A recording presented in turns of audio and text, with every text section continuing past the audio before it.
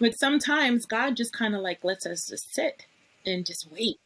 And we have to wait and wait and wait, not knowing if we're going to get an answer, when we're going to get an answer. Um, and I don't know about you, but patience is not my strongest virtue.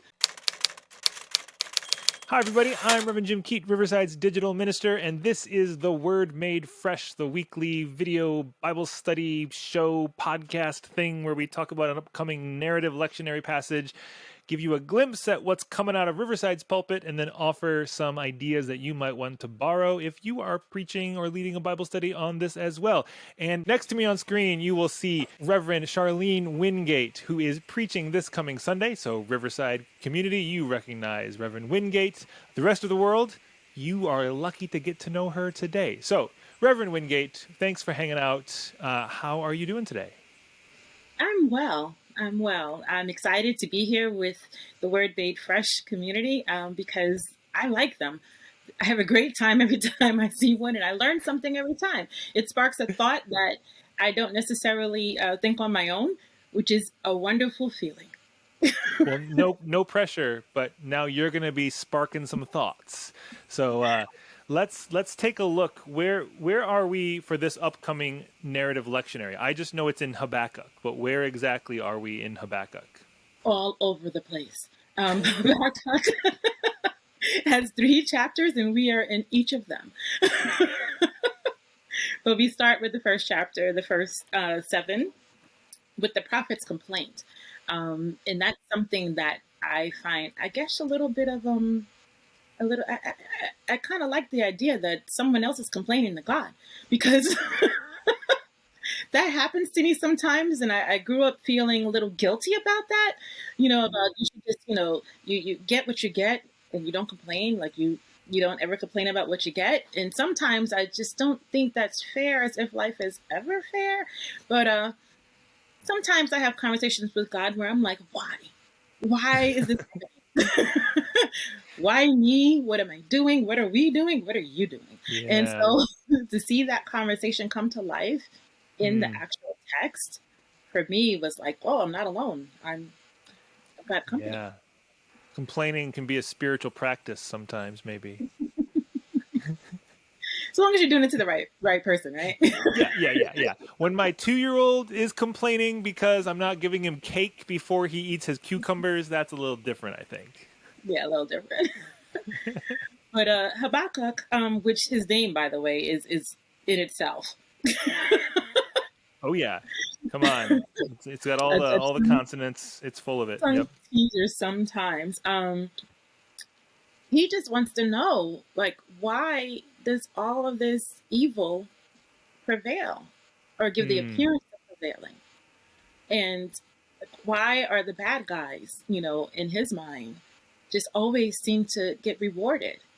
Hmm. And in the world that we're living in right now, and especially the last, we'll say 5 years, or so, we have seen so many things that we may not agree with, Hmm. that I could imagine many think lines up with this thought. Like, why does it seem like, you know, the people who aren't following the rules get all the goods, while the good people, the It's righteous, it's crazy how these questions from thousands of years ago are still with us. Like you said, the question Habakkuk is answering. It's very much the question of our. It's perpetually an ongoing question, and that always just strikes me. I like that. so I love that, like, this conversation is taking place in the text, because Yeah. Habakkuk is asking the question and then God is answering. And the thing Hmm. about God answering is that you never know when you're going to get an answer, if you're going to get an answer, and if you're going to like it. Yeah, that last part is the tricky one. If you're gonna like it. I mean, because I think when God is silent, we're hoping for like a slow yes, because a slow yes is better Hmm. than a fast no. Are we I'm talking sorry. about God, or when a kid's asking their parent for something? It's the same kind of a feeling sometimes. All of the above. It applies all around. But sometimes God just kind of like lets us just sit and just wait. And we have to wait and wait and wait, not knowing if we're going to get an answer, when we're going to get an answer. Um, and I don't know about you, but patience is not my strongest virtue, so, especially when I'm asking questions to God specifically, because that's usually about something I'm very passionate about or I care about immediately. And so just to see this conversation take place and to read about how Habakkuk answers, like he understands that God's going to answer in God's time. You know, it's not going to come when necessarily Habakkuk wants it, but it's going to happen in God's time. And so it says, what if we skip to chapter 2? Since we're just going to bounce through the whole chapter, the whole We're book, just doing the whole thing. Boom, boom, the boom. Yep. whole thing. Habakkuk is saying how, you know, he'll keep watch to see what God will say.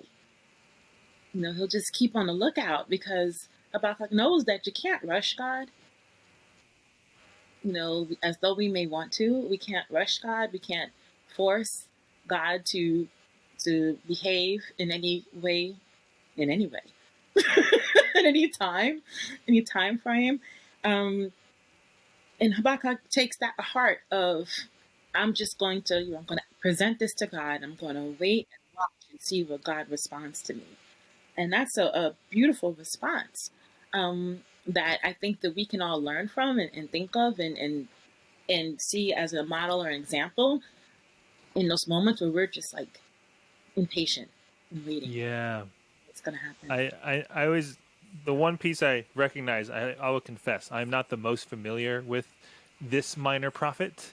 But other than his name being interesting, but he's interesting in regards. But the end of it, where you're hitting it with that patience and waiting. This is the end of the narrative lectionary section in chapter 3, verses 17 to 19. It's though the fig tree does not blossom and no fruit on its trees, though the produce of the olive fails and yields, and the fields yield no food, though the flock is cut off from the fold, there's no herd in the stalls. Yet I will rejoice in the Lord. I think it's that sense of all the things you're waiting for, even when they're still not happening. The trees aren't blossoming and it feels like nothing is growing. I just think he has such a unique posture. Yet I will rejoice in the Lord. What a posture in the midst of patience for us to have. Not an easy one, but a No, beautiful one. a beautiful one. And that's what it is. So when you see like all of this going on around you that just doesn't seem to fit the narrative of, you know, who should be rewarded, right, for different things, if we were living in such a world as rewarding each other for our deeds. It's just a beautiful thing to know that the righteous live by their faithfulness. That's what it says. So it comes back to faith, having faith in trusting that God is going to do what God says God's going to do, and trusting that those who are involved in different things, God's going to take care of that. Yeah. Habakkuk always reads to me a bit more like a psalm than some of the other prophets. I just feel like it feels so poetic. I mean, many of the prophets are, but his whole short little 3-chapter book, I just feel like the nature of it has a different kind of flavor than, especially different than, you know, Isaiah, Jeremiah, that crowd who just gets into stories and long-winded things. This just feels like you're almost reading some Langston Hughes or something here. There's some good poetry going on. Well, that'd be a great stage name for Buckle. Can you imagine that on tour? Just for curiosity's sake. Yeah. So the other thing going on this coming Sunday, not only is this the minor prophet Habakkuk, the part of the narrative lectionary we're into here, it's the first Sunday of Advent. How do those two worlds collide in your planning in mind when you're approaching a sermon and this text and all these things? That is a question I'm still trying to grapple with at this very moment, I must say.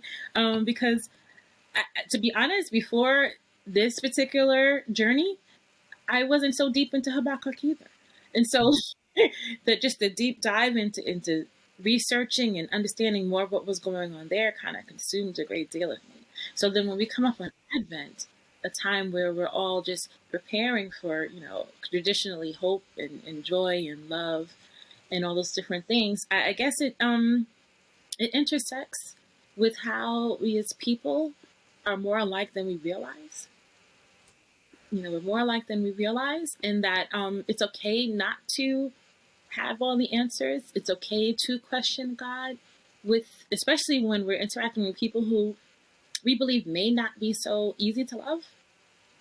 How that actually God is instrumental in the coming of Jesus is all about how we can learn to connect to each other, actually live in community with each other. So I think that's where I'm headed with those intersections of that end, and just this whole idea of questioning God and waiting on God and watching to see what's happening. Yeah, those are definitely Advent waters you're swimming in. I mean, it's you mentioned it already with Habakkuk 2, I will stand at my watch post.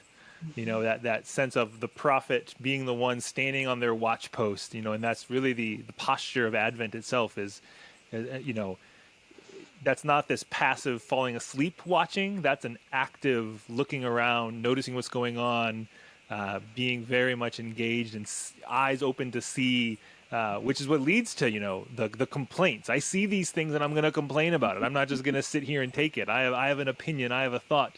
I think Advent gives us the space for all of that. So, who knew It's that also, Habakkuk was such an Advent prophet? right? But it definitely lines you up to look for Jesus. Like, we got to look for There we go. Jesus and see where Jesus is in all of this, and the very reasons why it's so important that we cherish Yeah. Jesus. Jesus is coming. So I think, if I'm not mistaken, this is the last. Oh no, there's a couple more.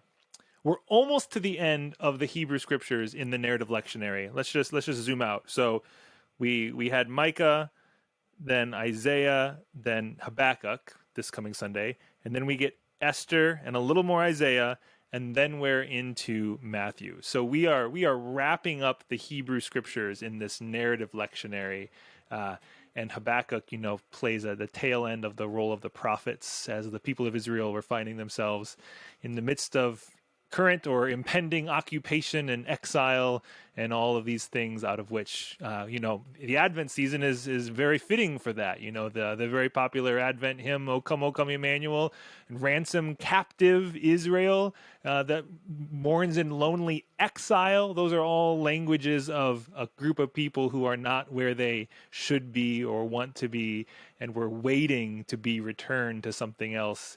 That's what the season of Advent is. So I just even love the way that the prophet Habakkuk fits within that waiting and watching and exile kind of experience that we get to have for a few more weeks before we turn the corner on, when is it? December 18th, we finally get to the book of Matthew. But until then, we're going to enjoy these Hebrew scriptures, and particularly these prophets that are too often overlooked. When was the last time you heard Habakkuk preached in a church anyway? I feel like it's one of those things that it's like a flyby state. You just flip right past it when you're going through the Bible half the time, unless you're assigned to preach it. Then you got to slow down and actually read the thing and discover, whoa, there's something going on here. well, we underestimate the power of the minor prophet. Yeah. Ooh, there we go. There we go. I like to think of them as the not so minor prophets because Not they got so a whole lot going on. because they were, as you put, I think you just mentioned it on Sunday, how they're just were really good at succinct Yeah, explanation. they're just shorter. That's all they are. They're just shorter prophets, not height-wise, but lengthwise. Their books are just have fewer words. They were more concise and to the point. And they're the Twitter prophets, you could say. They just get it done in 280 Right. characters, where everyone else needs a whole blog post or something. So, They were ahead of their time. well, that's a whole other conversation because Twitter is a bit of a hot mess right now. But yeah, Well, God's time then. We'll go back to God's yeah. time. There we go. There we go. Well, Reverend Wingate, is there anything else that our congregants could be thinking or holding as we approach this coming Sunday? What should we kind of be holding in our minds and our bodies just as we enter this Advent season and this particular text that you'll be inviting us to lean into with this sermon? I guess, invite everyone to think about the questions that they present to God. Hmm. What do you debate with God about in regards to God's vision of you and your vision of yourself? because something we didn't talk about much here, but it is in Habakkuk, is the idea that Habakkuk questioned God's method for bringing justice. And that's something I think we can think about in our own lives. Like, what do we question God about? What do we, what do we wonder about how God does the things that God does? But also, how does it tie into what we've seen and what we think we should look for in this upcoming season? Because our experience tells the story every time. Every time. Every time.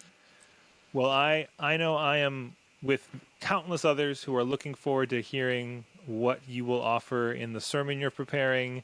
And for everyone watching, listening to this, I hope this has helped spark some ideas for you, stirred up some thoughts. If you are preaching this text, leading a Bible study on it, borrow an idea from this or see what new sparks turn into something that you can use in your context. If you have questions about this book, this particular conversation, drop a comment, get back to us however you can, all the social medias and all the ways to get in touch. We would love to be in conversation as this not so minor prophet invites and invokes so much necessary momentum for all of us, not only in this Advent season, but in every season we find ourselves in. So, Reverend Wingate, thank you so much for hanging out. Always a blast to get to see you, talk with you, even in a context like this. And we are all looking forward to your sermon on Sunday. See you Sunday. Thank you for having me.